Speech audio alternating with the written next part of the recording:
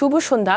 Share বাজারের মূল খবর ডেইলি মার্কেট আপডেটে আপনাদের স্বাগত। সূচক 107.47 পয়েন্ট বা 2.06% কমে 5112 পয়েন্টে নেমে এসেছে। বাজারের লেনদেন দাঁড়িয়েছে 512 কোটি টাকা, যা আগের দিনের তুলনায় 18.21% কম।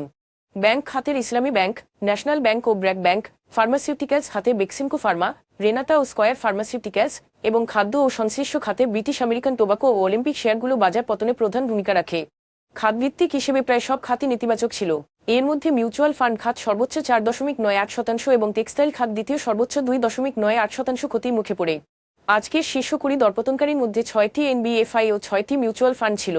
Rangpur foundry, Bangladesh national insurance company এবং এশিয়াটিক ল্যাবরেটরির সর্বোচ্চ দর বৃদ্ধি পেয়েছে। অন্যদিকে new line ক্লথিংস, Familytex, BD limited এবং ইবিএলএনআরবি মিউচুয়াল সর্বোচ্চ দরপতনের তালিকায় ছিল।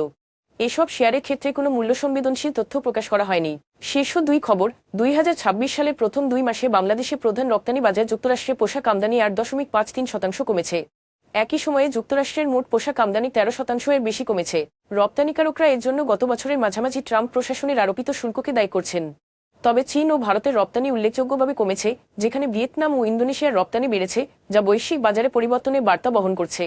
চলমান উপসাগরীয় সংকটের মধ্যে জ্বালানি নিরাপত্তা নিশ্চিত করতে সরকার কাজাখস্তান থেকে 0.1 মিলিয়ন টন ডিজেল এবং সিঙ্গাপুর থেকে 2টি এলএনজি কার্গো আমদানির অনুমোদন দিয়েছে।